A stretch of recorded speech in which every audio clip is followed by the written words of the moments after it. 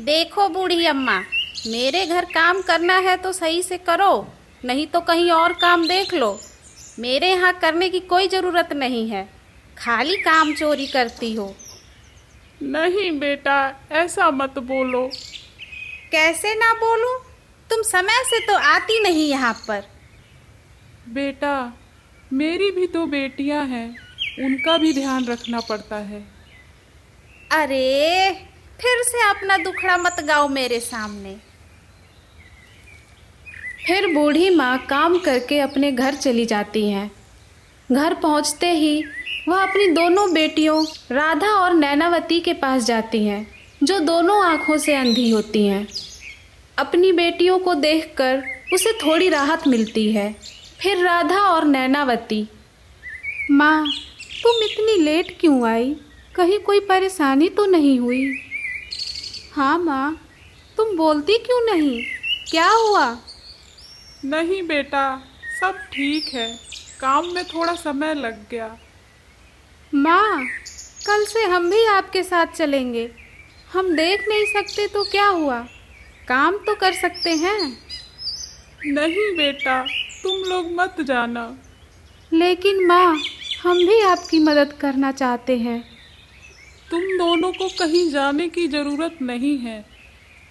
मुझे तुम दोनों की एक अच्छे घर में शादी करानी है, ताकि मैं खुशी खुशी यह संसार छोड़ सकूं। लेकिन माँ। लेकिन कुछ नहीं, मैं अकेले ही काम कर लूंगी।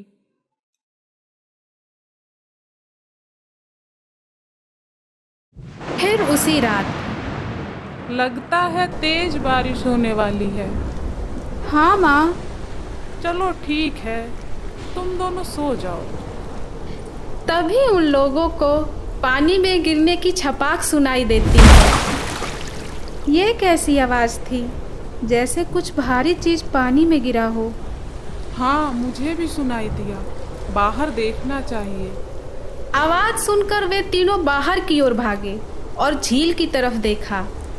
अंधेरे में उन्हें दो लोगों की धुंधली परछाई दिखाई दी। फिर थोड़ा ध्यान से देखने पर उन्हें झील के अंदर कोई शख्स नजर आया। बिना देरी किए वे तीनों मिलकर उसे बाहर निकालने में जुट जाते हैं। ये तो कोई राजघराने का है। लगता है इसे किसी ने जान से मारने की कोशिश की है। कौन है माँ? अब पता नहीं, ये तो यही बताएगा जब ये होश में आएगा। वे तीनों उसे घर के अंदर ले जाती हैं और उसे औषधि लगाती हैं।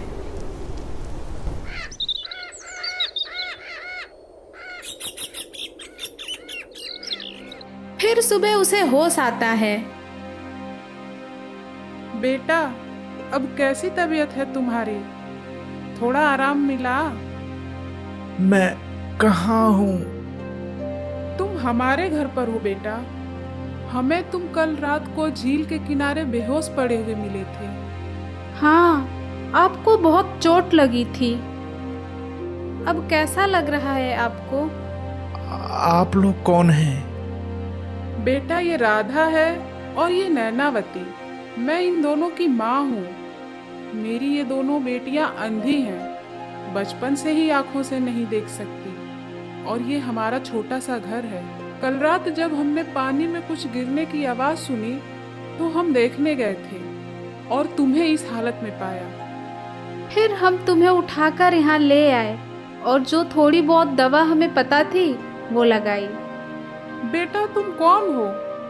तुम्हें कौन मारना चाहता था? बूढ़ी अम्मा, ये बात तो मुझे भी परेशान कर रही है। पर तुम हो कौन? मैं राजकुमार अशोक। क्या तुम राजा जयवर्धन के पुत्र हो? हाँ अम्मा। लेकिन बेटा, तुम तो जल्द ही अभी महाराज बने थे। जी अम्मा। बेटा, जब हम तुम्हें झील से बाहर निकाल रहे थे तो हमें वहां एक सोने की मोहर मिली। बूढ़ी अम्मा, ये तो मेरे खजाने की मोहर है। तो ये बात हमें तुरंत महाराज को बतानी चाहिए। वह जरूर उस अपराधी को पकड़ लेंगे जिसने ये किया है। नहीं अम्मा, मुझे तो राजमहल से उठाकर लाया गया था, इसलिए मैं जानना चाहता हूँ कि आखिर वो कौन है जो मुझे मारना चाहता है। ठीक है बेटा, पर तुम अभी आराम करो, तुम्हें बहुत गहरी चोट लगी है। बूढ़ी माँ, अब मेरे अपने ही मेरे दुश्मन बन चुके हैं। मैं नहीं जानता किस पर भरोसा करूं, लेकिन आपका प्यार और आपकी बेटियों की मासूमियत ने मुझे विश्वास दिलवाया है कि आप मेरी मदद कर सकती हैं। हम क्या कर सकते हैं तुम्हारे लिए? मेरी बात ध्यान से सुनो।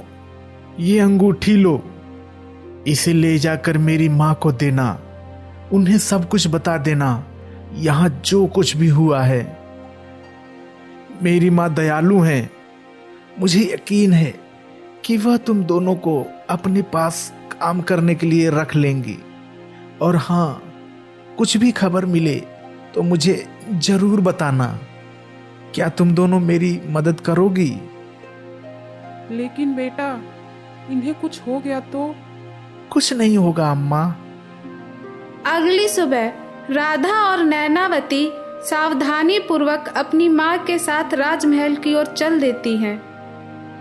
जब महारानी को राजकुमार की अंगूठी मिलती है तो वह घबरा जाती हैं और तुरंत दोनों बहनों से सवाल करती हैं।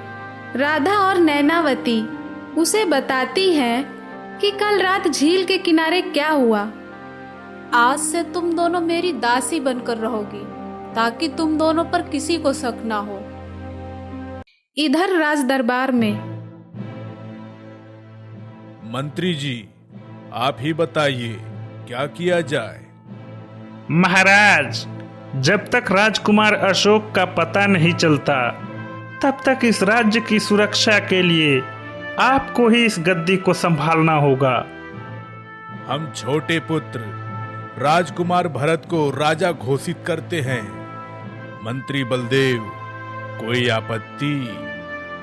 नहीं महाराज, आपका आदेश सर्वोपरि है, भला मुझे क्या आपत्ति हो सकती है। फिर दोनों बहनें घर आकर सारी बातें राजकुमार को बता देती हैं। बहुत अच्छा राधा और नैनावती। तुम दोनों को कोई परेशानी तो नहीं हुई? मुझे तुम दोनों की चिंता लगी रहती है। बूढ़ी माँ, अगर आपको आपत्ति ना हो तो मैं राधा से विवाह करना चाहता हूँ। मुझे क्या आपत्ति होगी बेटा, ये जानते हुए भी कि राधा दोनों आंखों से देख नहीं सकती, फिर भी तुम उससे विवाह करने के लिए तैयार हो गए। फिर अगली सुबह उन दोनों बहनों को बूढ़ी माँ राजमहल छोड़ने जाती हैं। एक दिन राजकुमार भरत ने उन दोनों बहनों को देखा। ये दोनों कौन है मंत्री मामा?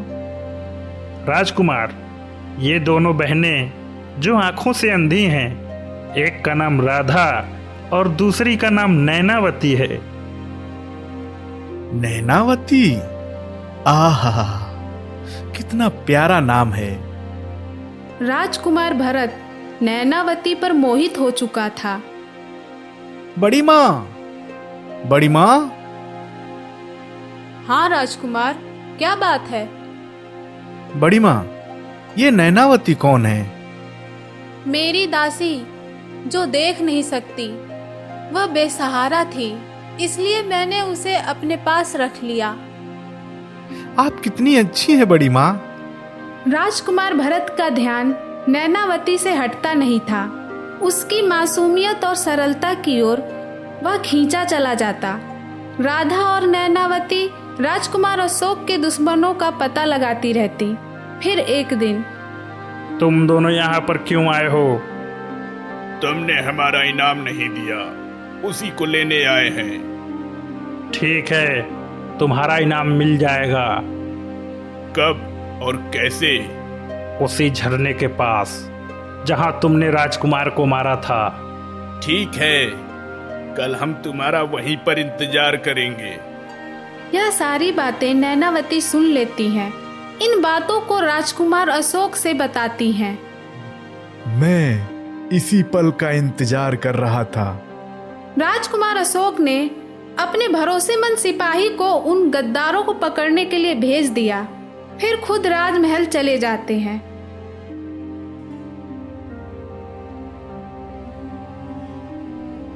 भैया, आप कहाँ चले गए थे? आप ठीक तो हैं भैया? मैं बिल्कुल ठीक हूँ राजकुमार भरत। मुझे मारने के लिए इस राजमहल में साजिश चल रही थी, जिससे बचकर मैं छुपा हुआ था।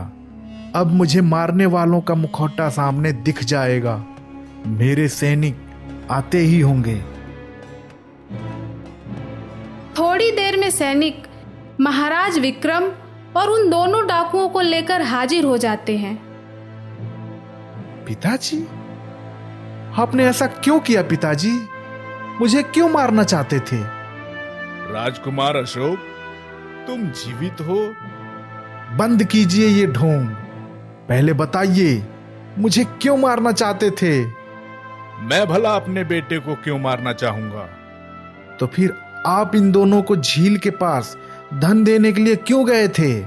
ये वही दोनों हैं जिन्होंने मुझे मारकर झील में फेंक दिया था, और आज के दिन वो आपसे इनाम लेने आए थे।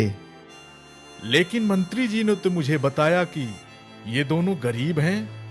अपनी माता के इलाज के लिए इन्हें धन की जरूरत है, और ये चाहते हैं कि वह धन मेरे हाथों से मिले। क्या मंत्री जी, आपने ऐसा क्यों किया? मामा, आपने ऐसा क्यों किया? महाराज, मुझे माफ कर दीजिए। मैं अपने भांजे को इस राज्य का राजा बनाना चाहता था। मैं नहीं चाहता था कि मेरा सौतेला भांजा अशोक इस राज्य का राजा बने।